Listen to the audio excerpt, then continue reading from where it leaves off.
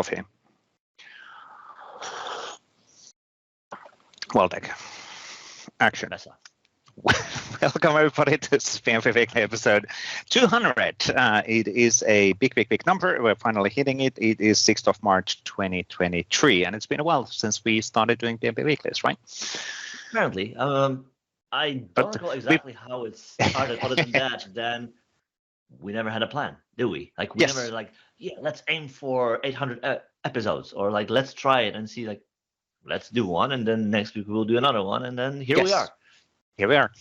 And well, we haven't done this in an explicitly, well, if you remember Andrew Connell's and Chris Johnson's, what was it, the Microsoft Online show, right? So they did that every single cloud show. They did that every single week for 8 years in a row, including vacations, including everything else. Yeah. So it's like, wow. So at least in our case, we've been having a few breaks here and there during holiday season in the summertime, and then the holiday season as well, but pretty consistently. So yeah, we've been around for a while. I don't exactly know how many years. Is it 3, 4 years? No idea, actually. We should have done some research, so luckily we have a host who has probably done all of that work for us.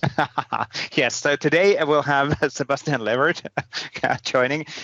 He did the episode 100 kind of interview in vice versa way, so we had a discussion, and basically he's the host, and he wanted to do the 200 as well, so we agreed as we were recording 100 that he will do the 200. So here we are. So he's going to be the host in the interview section. But of course, every single week there's a lot of valuable articles from Microsoft and community, and we'll of course cover them normally as well after the interview. So because that's a super valuable thing as well, and to call out to people. And please use hashtag PnP Weekly in the Twitter if you are there to tag things. Now, I'm trying to figure out when did we actually start. Maybe we'll talk about that one. Yeah, where's episode 1? What's the easiest to find episode 1? I would say YouTube. Weekly, I think it was first, right? I think it was. Let's do this PnP right now live. I can't remember, but we should have a playlist in the YouTube channel for those who watches us. SharePoint Dev Weekly. SharePoint Dev Weekly, I think it was first one. So I can see episode 54. Have we lost some of our episodes? I hope not. Where's Yeah, so on our community blog we only have 87 episodes, so that's true. That's true, but that's different. Oh, that is a playlist. Is that a playlist? Yeah. Now I'm in the YouTube playlist, and I can scroll back in time of history to episode. Yes, here we have 17th of August, 4 years ago. So what's that? 17th of August, 2018. So if it's 4 years ago, that means that we only miss 2018 or 2019? 18. 5 years almost. Well, for 28. So 2018. Yeah, this is 4.5. Yes, 4.5. Actually, you are 100% correct. So that's pretty cool. Cool. So, it's been a while. It's been a while. Anyway, so let's jump on the interview, and we do that again. We're recording this in a bit of a different sequence. So we're recording the intro and the articles first, and then we'll jump on the interview in the middle. And Seb is going to act as the interviewer this time. I'm probably going to talk about, let's see, community, open source. Who knows? Maybe Seb is going to talk about himself for half an hour. Well, that's true. You never know. So, but let's jump on that interview and see what happens. Well, everybody, this is episode 200 of the PnP Weekly. We are with the most famous, incredible, absolutely brilliant Sébastien hosts of this show. Where's David? Where's Hugo? I missed them. Like, why are they not here? Because I was introducing them, right? No. Well, Vesa, Waldek, first of all, a huge congrats on 200 episodes of the PnP Weekly. That's a huge accomplishment. I think about it. That's like 4 years, roughly. And it's actually a little bit more than that, because I know you're lazy in the summer and you don't do a lot of shows over there. But that's like literally 4 and something years worth of shows. And Waldek is always reminding me, consistency is king. Vesa does the same thing. So congrats to you. If I had the button on my Stream Deck, I would play like a huge round of applause. But I don't. Oh.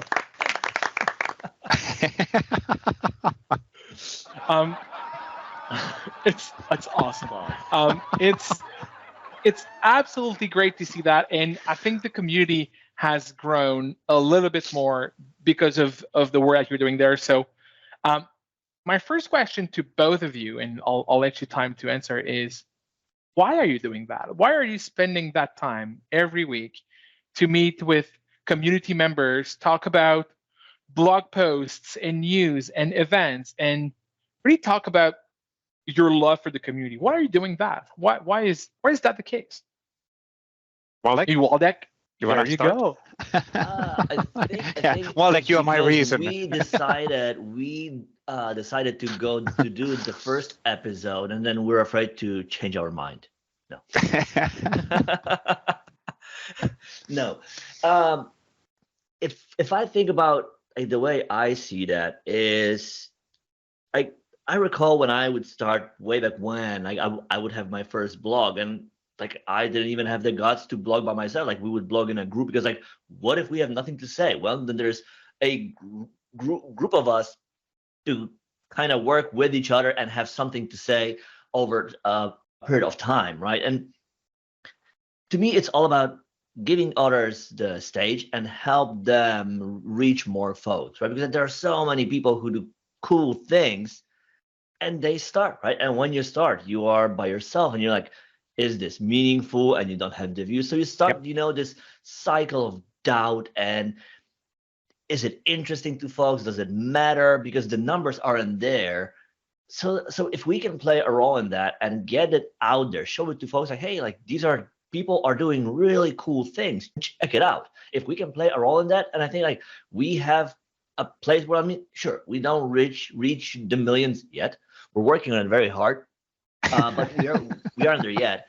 But if we can get a few hundred eyeballs and help folks, connect with each other and learn something new, I think that is a really cool thing. If we can be a part of that.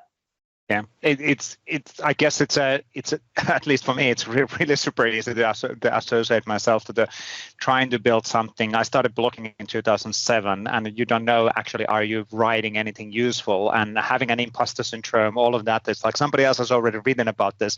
I can't touch that topic. So, but having that encouragement for the people saying that, yeah, you're doing a really good job, and that you're doing awesome things, and that goes insanely far. So having that, even I've always said, well, my mental mindset is, even in social media, every single like can be, let's say, life-changing, because you go and like somebody's opinion or something else, and that actually generates the goodwill process and effect going forward. So promoting the community in PnP Weekly or in general with whatever we have is a big part of it. Is just making sure that people get visibility, they are encouraged to continue doing what they're doing. We've seen awesome examples of people who started as not as an MVP, then they got to be the MVP, and now they're even employed by Microsoft through these channels. Me? So, or us? Actually, two of us. Or David Warner is a good example. So I do sync with David on numerous times, Hugo as well. So so it's an awesome group of people who've been encouraged to help to do what they do the best, and they do it even much better than we do, which is chit-chatting with Waldek. But getting that encouragement is super important. So I'm pretty sure that a lot of community members, if not all the community members in the M365 and the PnP communities and Power Platform and all of that, are at least thankful of the work of the springboard that you offer them, either through a shout out for a blog post, an interview, or just having a platform where they can share their ideas. I would say all of the community, I am thankful of this, but I think we are hundreds or even thousands of folks that are thankful. I'd love to get a little bit more personal with both of you. And I guess you also, back in the days, Vesa, you said you started to blog in 2007. Waldek, I was following your blog when I was like that big, and I started to do like SharePoint dev, and like Waldek has been like one of the first folks to blog on SharePoint dev and all of that. But do you have a shout out for that person that pushed you to go for it? Like it might have been that's a while ago, but I think I'd love to get also these people the recognition that they need. It could be you that just kicked your own butt and decided, hey, you know what, I'm going to do it. But sometimes they're like a colleague that asks you a question and it provokes you, and you're like, you know what, I'm just going to blog about it. So I'd love to have both your feedback on that. Let's start with Vesa. So in my case, I started in Microsoft in 2006. And today is 6,000th day in Microsoft. Hey, I can do the not crickets clapping. Anyway, so when I started back in 2006, October 2007 was just rolling out SharePoint 2007. There was zero documentation, there was zero guidance, there was zero nothing. API documentation didn't exist. There was we didn't have any guidance on what is feature framework, how does the XMLs work, what is the on-it XML, how do we package things, and basically, well, I was amazed that they gave me the opportunity of even getting to work in Microsoft, and then we have the 4 months, whatever the test period always in the companies. So you can basically resign, or the company can say, let's not continue this. So that was kind of like, okay, so I need to be worthwhile within that 4 months. And I had a colleague called Janne Mattila. He's nowadays actually still employed by Microsoft. He had a journey on to somewhere else, and now he helps in Azure development side. But we basically hacked through all of the document, IL Spy, or what was it at the time? Yeah. So assembler. Reflector, yes. So looking on the APIs, we spent hours and hours figuring out how the feature framework works and the XML files and definition, what are the associations. And as you started like understanding, and you always had this mindset, which is kind of funny now that I'm on the other side, they must have thought about this. There has to be some logic behind all of this file. And yes, there was, and sometimes there wasn't. But you were trying to have that storyline in place, and then luckily, I had the colleague to actually share, and we were brainstorming. We stayed long evenings figuring out how the things work, and then, of course, from there we started then sharing information. And why not do blocking? Because if I'm the only person who knows how to do extensibility or how does the on-it XML works for SharePoint, the product will not be successful. It's basically the mental mindset of helping other people to succeed together with the product, which will help you as well, because it's the amplification effect, which we see still, not of course on-it XML files with extra SharePoint, but as new products come and as we help for the people to blog about it, talk about it, videos, all of that stuff, then there's the amplification as long as you keep on pushing the product forward. Awesome. Thanks for sharing, Vesa. Waldek, what about you? I think I'm trying to think like when would my blog start, and that was somewhere in 2007, and that was kind of the time where you would have blog from Andrew Connell, Corey Roth, a few other folks. That you would have the SharePoint Mafia blog, I think. There was like a few other folks, but basically there was a handful of folks who would blog, and it's like hey, I have something new to share too. And that was exactly that. That was exactly that time where there weren't as many docs. And basically the way to learn about things would you would either buy a book, but it would only go that far, because a book has to appeal to a really broad audience. If you wanted to go deep, well, you had to dive in a code. And that was the cool thing, that we had the code. So we could reflect, we could go Spelunk, the all decompiled assemblies and all of that. And that was really you could learn really tons of things that were invaluable. And then another thing that kind of positioned me in a space that wasn't as broadly adopted then were internet sites, right? So I started working with SharePoint in the late 2006. I think I built my first intranet on SharePoint 2011, 12. Seriously, never touched an intranet. Like I was only working internet sites. Yeah. Right? So that kind of pushed me like around the WCM, that space. Yeah, and in that kind of having the mindset of like, you know, like back then, like lead with HTML, something you would never do in Moz, right? And kind of trying to really make it do things it was never meant to.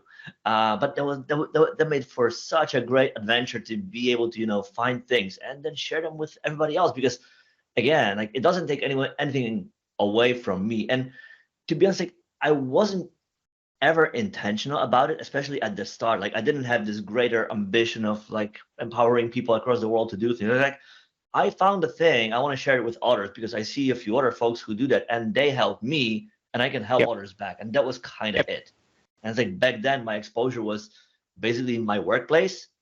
And it's like I recall like the first time I would speak at a community event, I had a stage fright like hell. Like I was unsure, like, hey, am I doing it or not? And I recall my manager back then would basically come with me, like he would do a little intro, who we are as a company, and then was kind of I would be there on the stage, and it was like talking to a room of 40, 50 folks. That was the first time ever, and I still know it, like how it went. But that was kind of the first thing, like, hey, I can do this. I can share things that people find interesting, and I can do more of that. So it was kind of the first effect of doing something in the open and then working from there and going from blog posts through Codeplex, through CKS Dev, through building a bunch of tools for Moz, for SharePoint 2010, around search in 2013. So across the years, building many things, like the kind of the red line through all of it being like building tools that fill in gaps for folks. Yeah. Oh my God, I use CKS Dev on a daily basis. You have everybody used CKS Dev. Yes, and I don't know if WSP Builder was before, kind of at the same time. Kind of playing together at some point. So for the folks that are listening in that have no idea what we're talking about, we are going back into time. Way back into time. That was good. It brings fond memories from my past life of a SharePoint dev. It's good to hear, and also I think it's something that everybody is very thankful of. Is when you start in one tech, it doesn't mean that you cannot go elsewhere. Sure. And I think we're seeing it today a lot with people that have been transitioning or have been expanding their scope of work from, I was a SharePoint dev and I loved it and I was doing on-prem, and then the world changed a little and it went to the cloud. Then I had to learn and suffer through client-side dev. I never did that before. Like, I don't know how to do React and all these kind of things. And I remember the initial SharePoint framework discussions on, oh my God, you guys are going React. Like, what's that? And like, imagine 2023 today asking the same question. Like, no, you shouldn't. Like, it was an amazing vision, right? In 2016, finally. True. So it was really great to see that. And I think folks can embrace more and kind of navigate their career through community, because there are so many opportunities that you want to learn something new, go do Teams Dev. You want to learn something new, go do low code, no code. You want to learn something new, just dive deeper in something you already know. And I promise you're going to find something absolutely new in that field. And that's, I think, really encouraging for people that have been in this community for 3 months, 6 months, or 2006 would be around 6,000 days in the community. but there's so much more, let's say, opportunities, and also we are so much more open. It's still every now and then I have a discussion with people, and they're asking, what do you do? Well, we're running open source for Microsoft and doing things. And it's like, Microsoft open source? I was like, no, seriously, we do a lot of that stuff. But people have that old mindset, and nowadays the whole ball game and how many things you can do, the Teams development, bot framework development, Power Platform development, Power Apps, Automate, SharePoint framework, and all of that. So it's a bit more scattered. So I guess the us who are say from a same time frame, it was a bit of a different, let's say, because there was only one product. There wasn't anything else, and then it exploded. And of course, there was a content management server and all of that, but it was and SQL. Yeah, sure, and there were a bunch of other things. It's just like in our world was small. It was just absolutely 100%. Right? But even if you think about now the Microsoft 365 cloud or the Microsoft cloud, the amount of features and capabilities just mind-blowing. So it's just awesome. It actually enables people to do more and more broadly, and also moving away from proprietary development models, which SharePoint did at some point, help people to then adapt on, let's say, Microsoft Graph as a standalone React application in here. Oh my God, this is fucking cool. Oh, apps. No. Don't have the beep on your screen. Did I don't. For Go, right? Finish wow. Go. That was super rare. So he got so passionate. Like all exactly you do is to get him to talk about past. So you've done great that things. was about the coolness of nowadays. That wasn't the past. Oh, so, right. Yeah, exactly. We don't have to wear like the Microsoft polo when we talk as Microsoft and all of that. So you guys have, I think you had like huge success in the community. You had huge success in some of the things you have done, but let's look at the other side of things. Like, I think there are things in life that teach you more than a great lunch or a great community call. What was, for both of you, your biggest failure or mistakes in the world of community that pushed you further to either change the way you're thinking about things or that helped you understand something critical that made you a better person, a better community member, a better human in general? I'd love to learn, and I think folks would love to learn from all your experience in that field on basically what, like, these are humans, right? Like we're all humans. How can we fail and learn from these failures? I love to learn from that. And that, I know that's a curveball, right? Nothing is prepared. I haven't sent a script to these folks. That's fair. That's fair. Now, do you want to start, Waldek? No, I'm trying to think. Okay, like, I'll start. Yeah, you have one ready. I have a one ready, which isn't really before the Microsoft, but to be fair, I always been, how would I put it? For me, it's always step back in the game, go forward, another day, step by step is the step by step, oh baby, new kids on the block method is funny joke, you know. But it's basically do not let other people or things put you down and step back in the game. So I remember when I started doing that's still bullying, you know, always reminds it comes back on. But I was already employed in Microsoft. My first videos were in my own YouTube channel, and a well-known MVP who's no longer around. Your own channel? Yes, I do. Haven't published anything for many years. Let's look it up. We're going to put that in the show notes. We're going to put the Vesa's in the show notes. But somebody did a open attack as a blog post on why is Microsoft using this person to publish YouTube videos and sharing his knowledge because he doesn't know how to pronounce it English. And that leaves a mark. And that's like, oh, I'm just trying to learn to do the right thing and sharing my knowledge, and not in the writing, because writing is actually easy. Speaking and presenting and doing videos, it's much harder, because again, there's the pronunciation and all of that stuff. And yes, it wasn't certainly perfect at the time, and it's not perfect currently either. But it's basically openly attacking you for sharing your knowledge, and with videos, which I was actually recording on my own time, not on the company time even. So, but it's like, this is something which we cannot stand. And that actually made a lot of I'm luckily able to transform that kind of a negative feedback as a positive energy to push forward. So when somebody is pushing or providing negative things, typically that means that, okay, now we're hitting on the right curve and let me go double down.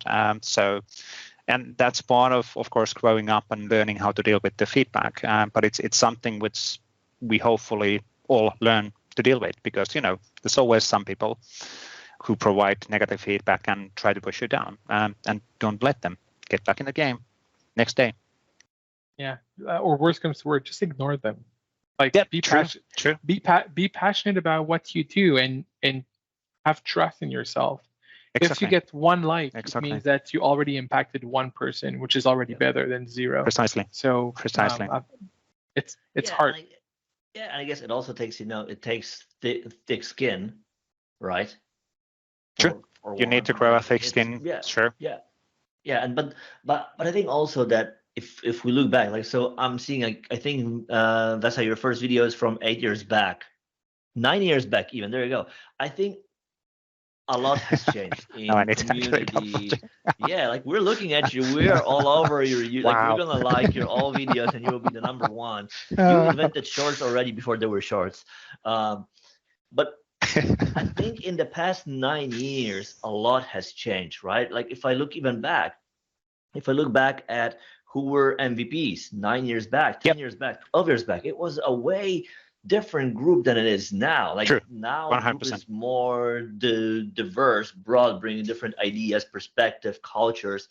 And I think that also helps everyone to grow and feel a part of the community, as opposed to having like, I don't fit because I am not X, Y, and Z. Right. So I think that has been a huge change towards making it more approachable for everyone, really. And that leading that to, and I'm really sure, like, there's still, bad apples who throw like remarks that it was like, how on earth, like, why what are you trying? Why? Yeah, exactly. Why? Like, if that's how you choose to spend your energy, I pity you. But yes, exactly. Right? But yeah, like, we have these folks, but again, like, these are more of exceptions now, whereas I think bigger audience is really diverse and welcoming group, and really it's a place for everybody. Yep, absolutely. Yeah, absolutely agree. Folks, we are episode 200. Great achievement. Still want to participate in episode 300. So if I want to come back in 2-ish years, not of the hook. Where do you think the community will be at episode 300? What's your purview on, like, your vision on where the community is headed? How do you think this is going to shape not only the community members, but even the market in itself? Where do you think? What do you think you guys will be doing in episode 299? What's going to be different than it is from today? What we will be doing in episode 299? Thinking, oh yeah, we need to get Seb next week. We totally forgot it. Okay, 298 then. Yes, exactly. Yeah. I think it's interesting. So if you look at the past few years, and I think we already talked about it, like, our space going really broad. Like, in the past, it was SharePoint, it was C#. You wanted to build on it, you had to be on Windows, VS, like, that was your world. Nowadays, you can build on Linux, C#, TypeScript, JavaScript. You can build in React and Angular, right? So, but it's going way in breadth. But that also comes at expense of depth, right? Because it's so broad, like, people get exposed to so many things, and everybody wants to know everything about everything. I think there are fewer experts, and that dilutes a bit, I think, the kind of what binds us really. Like if I look back, what was really the glue within community?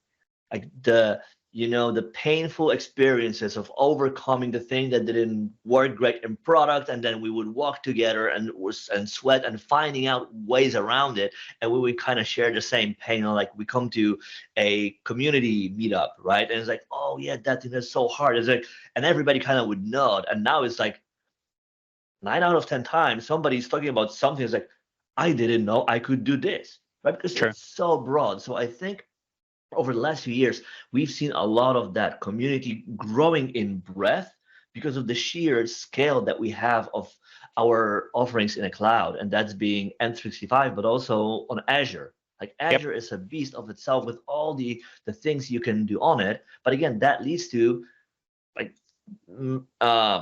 folks being more exposed to it in breadth, but being maybe less expert in depth in a single thing. And that also, I think it is negative thing to community, because it gives us fewer common pains to bond around.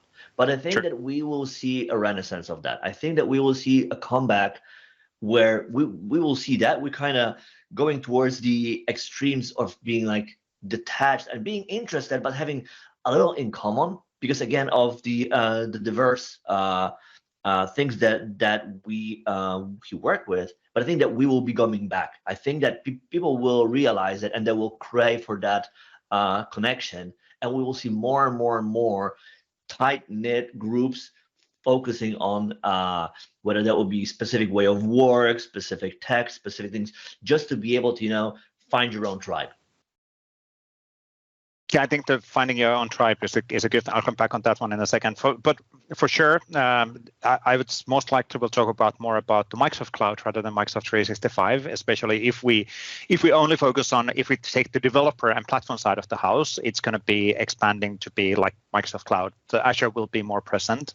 I know Seb you're representing Microsoft Graph organization, and that's a really great actually thing that Graph is getting more present in Azure rather than just only being a small step inside of Microsoft 365, because again, it's all connected to the same Azure AD. So it's still so widely, let's say, connected, but it's broad. But then finding your tribe is such a fundamental thing. You want to find the similar-minded people. You want to find the people who have similar, let's say, approach to life, approach to community, approach to thing.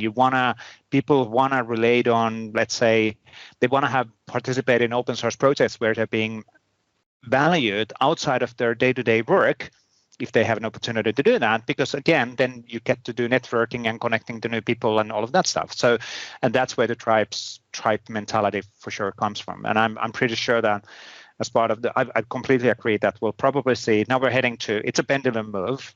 So too much flexibility, too much, and then we're going to head to another direction. And then that's going to spin up additional set of open source community efforts, which hopefully will be highly successful. I don't think the open source and community side will never, or the open source projects and all of that will never go away. But it would be cool to see also Microsoft being a bit more broadly, let's say, connected and involved in them. So for Microsoft, 3 out of 3 in this call. I know. 3 out of 3 in this call connection. Are 100% part of the community and in open source, but it's not yet seen as de facto thing in many of the organizations. So .NET Foundation is a good example of a open source first, and they established a large enough organization and a foundation where they have external people running the show, and Microsoft is just, coordinating or watching on site and helping. Even then, right? Like even there, .NET wasn't open source for many years. It didn't start open source. True. 100%. But there was a decision to make a significant investment to that movement, and that wasn't a 3-person making that decision. It was a much larger organization who made that decision. That's almost 100% more than 3. That's true. But I think that's something what I would love to have a bit more, and hopefully we will be there within 2 years, within Microsoft 365 area, which is basically, as in not just consider, hey, it's in GitHub, now it's open source. No, that's not the case. Do open source and community work in open source in GitHub together with the community, not just say it, add an issue list when you find something. No, that's not open source. That's a one-way street. So if we would actually make it a bit more integrated, but that would require more understanding and more funding and more coordination, more commitment from Microsoft organization sides towards joint goals. So that's an interesting thing. And Seb, now that we have you here as a PM, like you're managing a product or suite of things at Microsoft, right?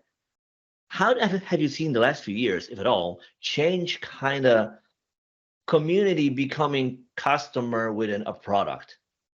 Community being in like as a full on par part of the way you build a product? Well, I think it comes back to exactly what Vesa was saying around we need to be committed, we need to be funded, we need to be driven around this community, around, I'm going to even come back to tribe, around this tribe. Yet when you're building for a product or a series of features for customers, if these customers are not part of your decision-making process, you're basically doing the product for yourself, expecting that the customers will like it. And maybe, I don't know, I was not part of that Microsoft that was potentially shipping like this, but today, all the products that I'm a part of, we have very, very close relationship with partners where we have like interviews with them, where we have customer research, where we actually have them part of even the design process of our tools. And that is really part of what Microsoft is shipping. But what is also interesting is how we are also listening to how customers are finding gaps in the solutions we build. And we look at these gaps and say, you know what? This is brilliant. Let's try to work together into bringing that back into the product and making it available to all the customers. A good example of this is this week we have the Hack Together week, and we even have like PRs in our .NET SDK repo that really simplifies some of the things you can do with Graph. So we're learning from the exactly. It's great. So how can we really make the shift? Is you need to be you need empathy for that customer, and that customer needs to teach you things while you teach them things, and that's really how it makes. And we're building internal, external communities. Some are private communities to help shape the future of a product because it's very strategic. But on the other side, when we're hearing on a community call that these and these and these features will be very much required for one of my product, what happens is I listen, I log this, and we start thinking about this. So the community is not just part of, as a community member, a way to collaborate with your tribe, but it's also a way, if Microsoft is part of that tribe, Microsoft and other companies, right, are getting as much as you put in, we get that back in. And that's why we also put it back in. That's why we host these calls, is to be able to create that forum to really create a sentiment and a feel of bond with everybody together, just to be better. Yeah, absolutely. And I don't think that's going to go away. We're going to probably see even more and more investments in those areas within upcoming years for sure. So absolutely, I see that. Well, folks, we are at time. I wanted to thank you so much for two things. First, for spending half an hour with me, bouncing questions, putting you off guard for some of them. I really, really want to thank you for that. But on behalf of the community and on behalf of everybody that works in that ecosystem in the community, I want to thank you so much for the hard work that you put into PnP Weekly and all the extracurricular things around the community. I think it's great you're great at celebrating the community. I think now as a community, I want to celebrate both of you and all the artisans that exist in that space. Thanks for what you do. Thanks for who you are. Vesa, congrats on the 6,000 day at Microsoft. I don't know how many years that is, but that's 6,000. It's a very well round. number. I'm just curious, what was the version of Windows when you joined Microsoft? There was no. It must have been XP, because then the Vista came and it was too heavy for the laptop which I had from Microsoft. Well, Microsoft being Microsoft in that case back then. Exactly. So, well, happy that you are still leading all of these community efforts. Thank you so much. You want to have one last word, each of you, Waldek, Vesa, for the folks watching at home, and been fighting them to your 201 episode, because this one is just like full of nothing good value, right? Fast forward to articles, right? I don't often, or not at all really, give it a thought like how far we've come, and like we've been doing this for 4 years, more than that already. Like, wow, time flies, right? Like I don't really count that. I don't reminisce like, where is it that we're coming from? Where is it that we're gonna go? It's just exactly that, like showing up time and again every week here to basically bring up others and show everybody the cool things that they do. So for one, I'd like to thank everybody who listens to us ramble every week about things, some more interesting than others, but really having a look at everything else that other folks build, and that we happen to be in a place to be able to share that, right? So really, again, thank you for being a part of the community, being the listeners, the watchers. And again, if there's anything with which we can help, no matter how small or trivial or quirky, do reach out, because we are here to help you and work with you to grow. Cool. I want to say thank you, Chris Kent, for coming up with the idea of PnP Weekly back in the time. It was originally Chris Kent's idea. Chris Kent Weekly. He didn't have a time to start running that, but it was a great idea. Chris Kent has been really fundamental on the idea and brainstorming some of the community efforts, what we do behind the scenes. And Chris isn't just storytelling around the warrior horses. He does a lot of the stuff behind the scenes. More to Chris than meets the eye, you mean? Exactly. And then, like you said, Waldek, thank everybody for sharing things, and sharing is caring. So please keep on sharing what you know, and please keep on letting people to know how to make things happen. So sharing is caring. Awesome. Well, thanks, folks. Have a good one, and onwards for 4,000 more episodes, please.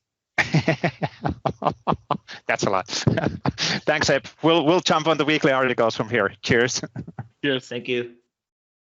And excellent. Welcome back, Waldek. Oh my God, what an interview.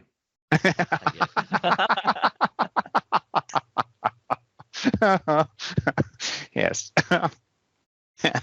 Now, let's jump directly to the articles, and we can chat a bit on after the articles. But let's cover these through. Let's not deep dive all of them, because there's quite a few of them again.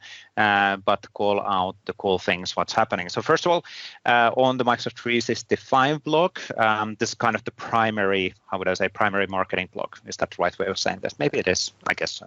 There's quite a few. There's actually multiple Microsoft 365 blogs, which is a bit of a confusing, but this is the primary one under the Microsoft.com. And there's kind of a summary on what's new on happening. Well, it's not kind of a summary. It is the summary of what's new happening in Microsoft 365.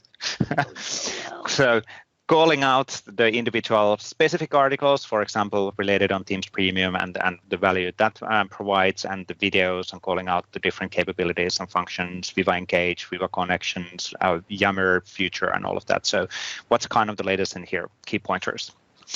And then in the individual blogs, we had a blog post in the Microsoft Teams related on rapidly deploy Microsoft Teams at scale to empower your frontline workforce. And this is obviously a big focus area within the Microsoft as well. So it's, of course, information workers and what are the information workers? Is that a right way of saying them? People who work towards the computers, in front of computers, is still a big part of our customer and customers as well.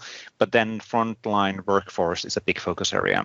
So people can then use mobile phones as their primary channel as they engage together with corporate or whatever devices, exactly. Helmets or VR or whatever else they use, yeah. Absolutely. And this blog post kind of focuses on the key assets on doing this at scale and fast possible within the organization. really, really cool stuff as well. Then there was a classic monthly summary on the Microsoft Teams. Again, what's new in Microsoft Teams in February 2023? So again, many things happen across the board, and these articles are a really great way to have like one place to go to and get an overview of what's new in the past month regarding new features, new abilities. So it's a great way to catch up what has changed so that you are up to speed. Absolutely, 100%. Really, really cool stuff. Then we had a blog post in the Microsoft 365 blog, the other one, on Microsoft 365 Admin Digest, February 2023. Basically, a summary again on the changes in the admin side of the Microsoft 365. So what's happening there, the message center, the messaging, the callouts, all of that stuff. So really, really cool as well.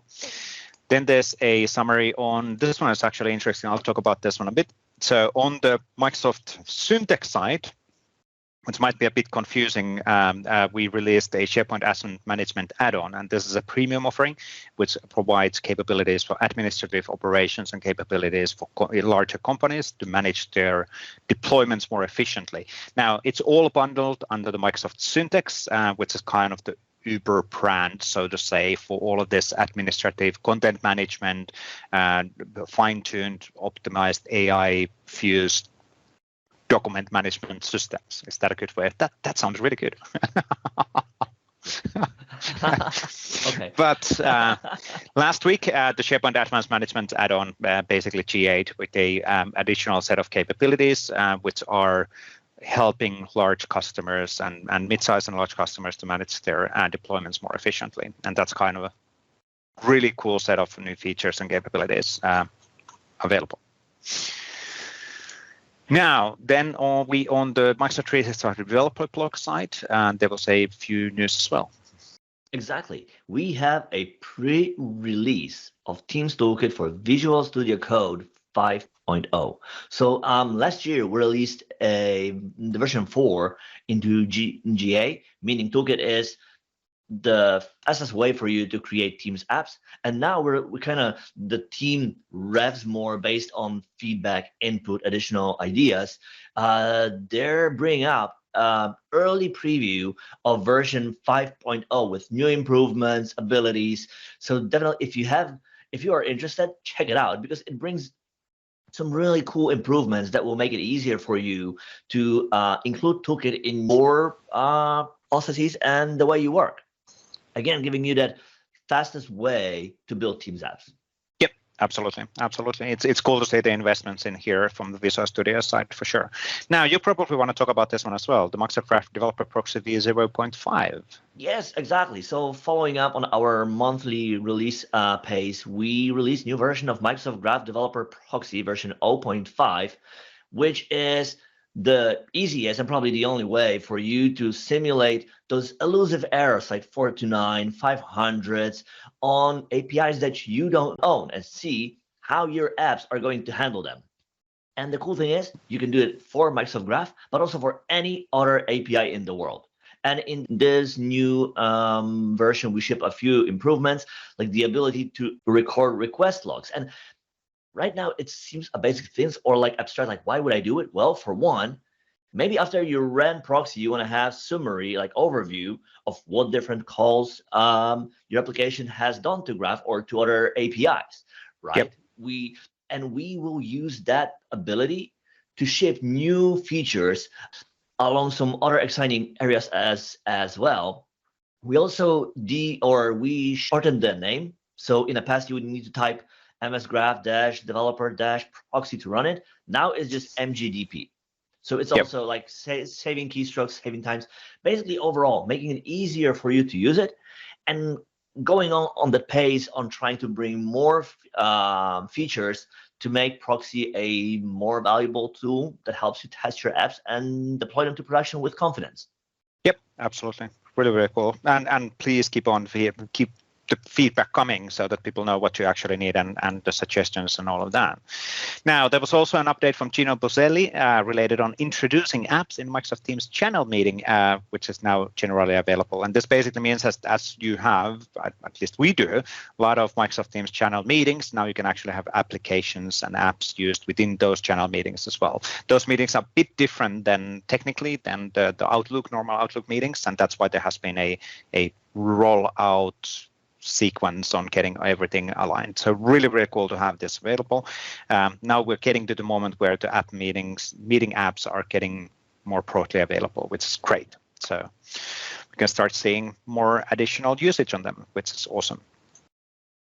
There was also a blog post related on new Microsoft Graph Planner API capabilities, which are now available. So basically just an update on what's available on that APIs and like application permissions, which is super important and widely requested feature for the APIs.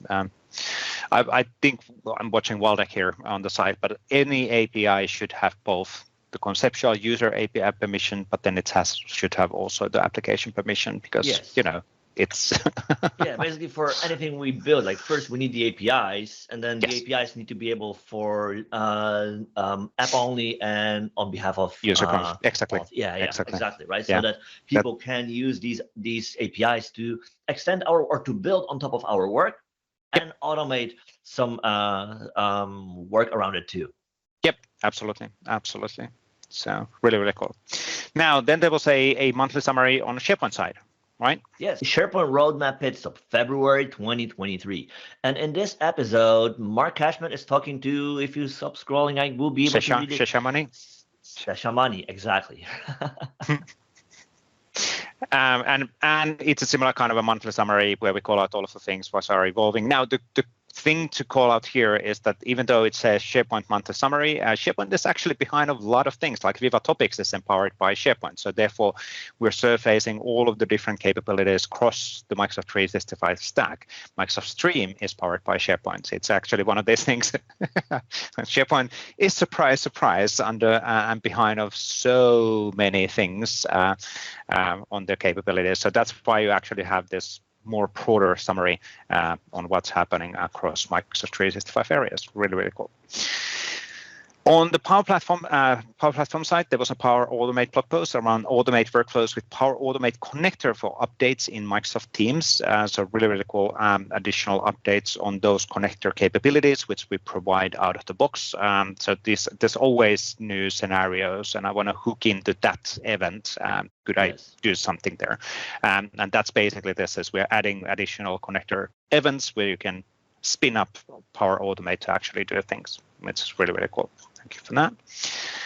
And then we had an update on RPA automation with desktop flow activity. What is this?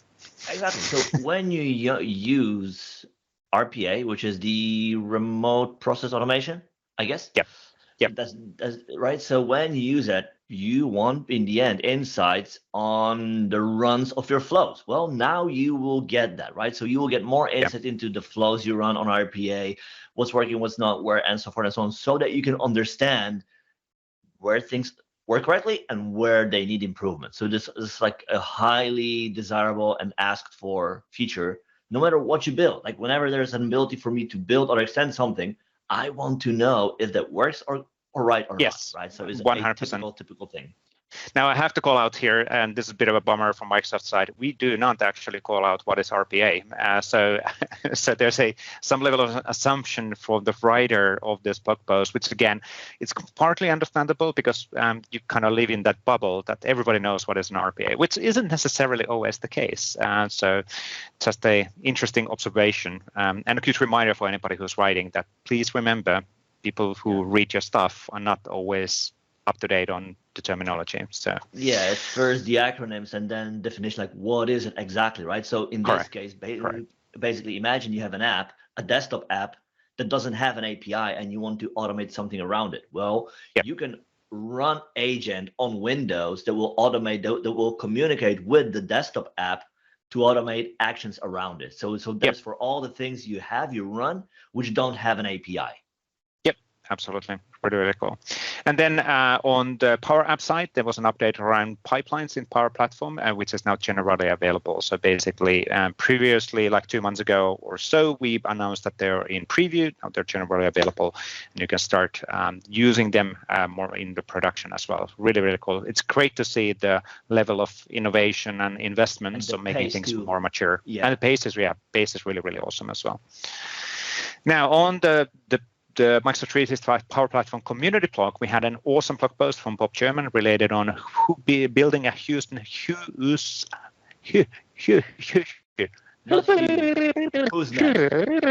next? Teams meeting with Fluid Framework and the live sharing SDK.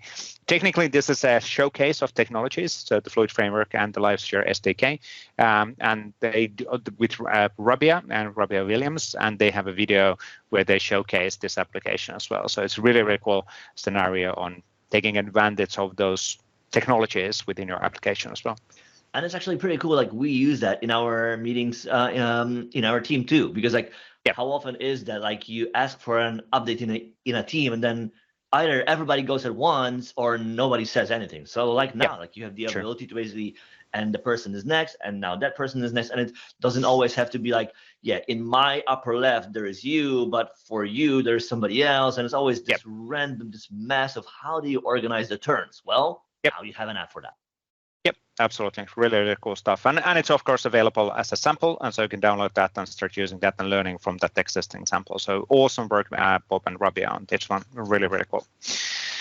Now, there was also a blog post from Mark Cashman in his Cashbox with a K. Blog platform, Cashbox. Create a playlist to share your video and audio files in Microsoft 365. Really focuses more on kind of an end user and administrative capabilities within SharePoint. Well, actually end users and editor capabilities within SharePoint. So how do you create playlists, and how do you actually take advantage of the Microsoft List and Stream on SharePoint to make things happen? So really, really cool video, which has actually already thousands of views, which is really, really cool, and a summary on what actually can be done. So really, really cool. Thank you, Mark, on this one. Then there was a blog post from Dan. What's Dan's? Dan Toft. Yes. It's in the URL. Yeah. I was like. So protecting your Azure functions using an Azure AD. Well, why would you do this, Waldek? Well, this is such a basic requirement. Like you build an API for work for your app, and you don't want it to be anonymous, right? You don't want anybody to be able to call it. And while you might expose it with a function, well, maybe you want to do something and on behalf of the person who's using the app and calling the API. So you kind of want to preserve identity of that person. Hence, you want to secure the API with AAD so that you will have the same token that is used by the person in your app coming all the way through to your API, so that then you can use the same thing to, for example, get a token to Microsoft Graph or some other APIs that you might have. So this is really a common scenario, and it's great to see the walkthrough step by step, including how you would call that. I guess in SPFX, there was also from SPFX solution. Too. Yeah. That's true. That's true. So it's not just how do I secure the Azure function, but okay, now that it's secured, how do I call it from Microsoft Teams or from Viva or yes, exactly. Here, right? Get it. Yes, this is the moment. This is the location where you put the token. Good. Then we had name. Okay, so we can't find the name. 1 second. Valahu, of course, Valaras and Narbutas had a blog post related on tip of the day, displaying multi-language content. So basically, it's the fact that you can control and get access on the page content and languages, and then you're able to do a case-sensitive double checking if you want to translate something to a specific language using this level of a code. So you're able to do that, detect what is the current context of the language, and then based on that, change the behavior.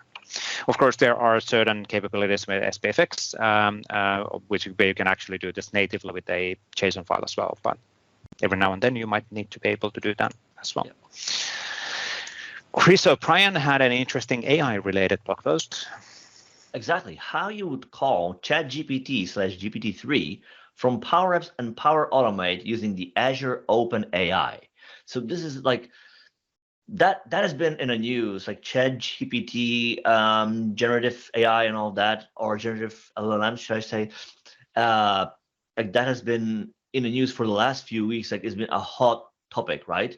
Yep. And in this article, like Chris shows how you can use the same abilities from Power Apps and Power Automate. So another way to integrate that into different things that you might build for work. Yeah, it's really, really cool stuff. Thank you, Chris, on that one. And it's super detailed again, summary on how to make things happen. Marcus Müller from Avanade had a blog post around remove user consent from Azure AD Enterprise Application Service Principle with Microsoft Graph. So basically manipulating things when you are granting the permissions for application. And by default, there's the user context always available. And I think that's the default entry, which is always there. And he talks about how do you actually get rid of it, how do you change the needed permissions, and how do you adjust that setting using the Microsoft Graph. So really, really cool stuff as well. Thank you, Marcus, on that. Now, then we have three. Let me repeat. Three from Xiao Ferreira. So he's blogging a lot and sharing a lot of awesome stuff. So first of all, first one was hands-on SharePoint site, which is building a SharePoint interact with ChatGPT and Bing branding modern sites. Really cool blog post related on how would we build those experiences and branded sites, and how can we use the ChatGPT to give us some insights and examples and content. Is that the thing? Now I'm actually confused. Where's the ChatGPT? No, actually that's for the content, if I remember correctly. No. If you search on a page, ChatGPT.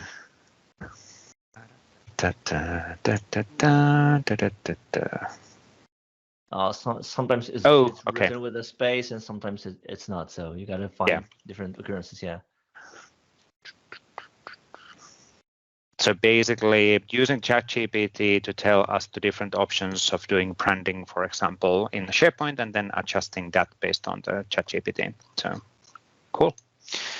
And then he also had a formatting grouped list headers with user profile pictures. So how would we, as we format the views in the Microsoft lists, we're able to start adjusting how do we render things and adding their information. So thank you for that, sharing that no-code solution for doing things, right? Classic. No code. That's funny. And then the last one is what's new for what's new for Microsoft Viva, the February 2023 summary, and basically just calling out the different announcements what we have been, as Microsoft has been having and doing in February related on Microsoft Viva. So thank you for that. Stuff like Viva Connection is available and now on iPad. So we do have a tablet experience G8 for Viva Connection, which is really, really cool as well. Final rounds, we're turning on the final run. What is it? Final curve, corner. What is it? Final, you're running on. I have no idea what you're talking about, so I can. Okay, fine. Can you please speak English? The final straight. Yeah, final straight. Last corner of the track, like you turning in the last corner. F1. Yes. Message Sensors Show had a new episode 274.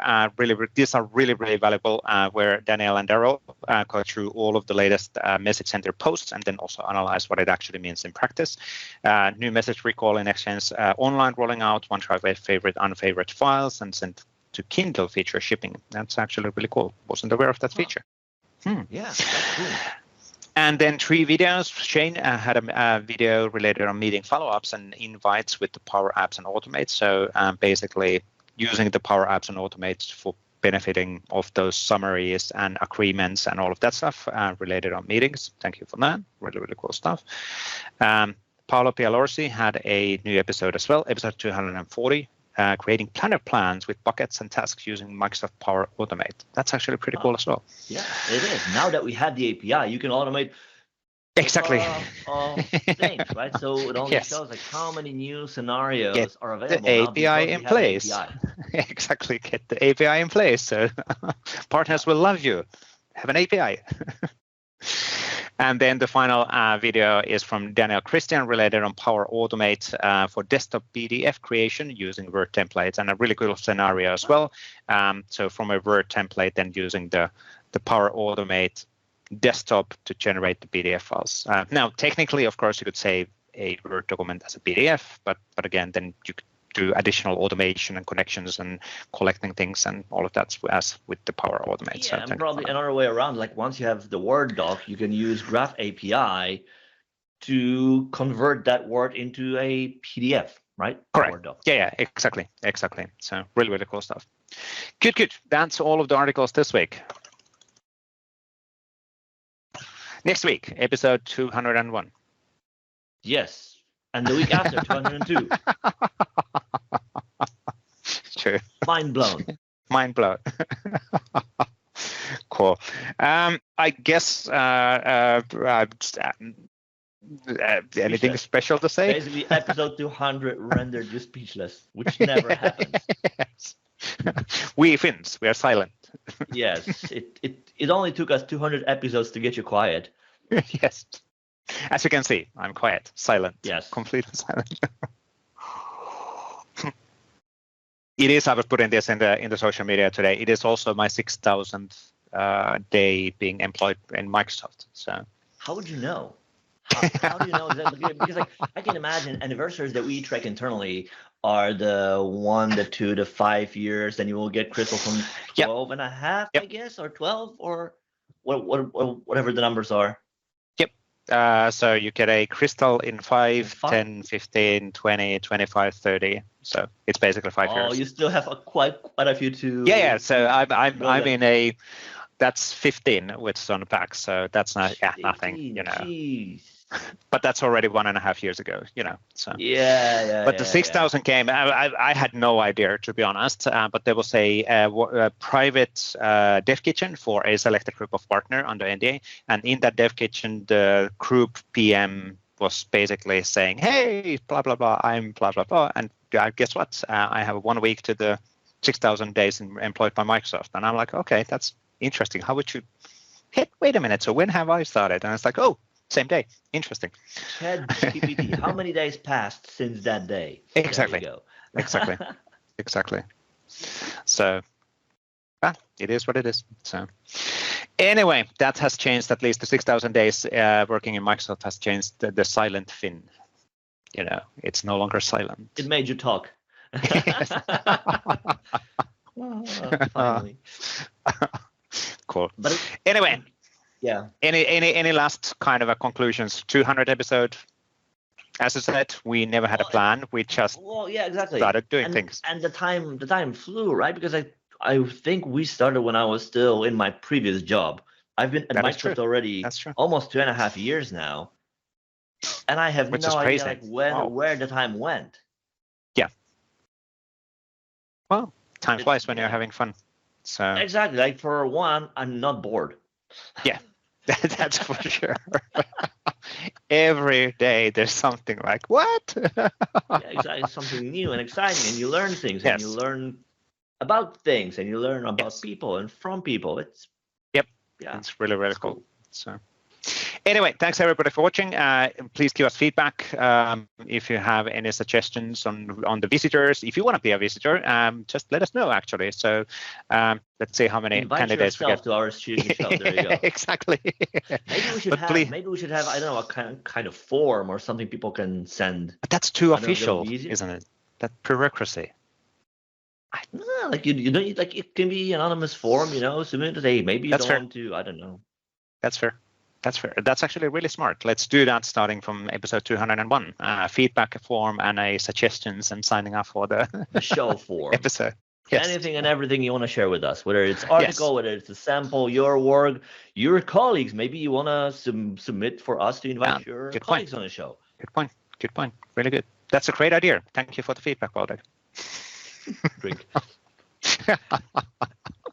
Cool. Thanks everybody for watching or listening, and depending on the format what you're using, we actually do see more and more people using the podcast rather than the video, which is, I guess, it's understandable. It's good to have both options available. Now that we're no longer in pandemic situation, people seem to have commute times, and that's when people are listening a lot of this podcast as well. But thanks everybody. Keep the feedback coming. We're not going to go away, so we'll be here. We'll be here always. Maybe not always. That's deep. On the very deep and thoughtful note. See you next week, folk. Sounds good. Thanks everybody. Bye.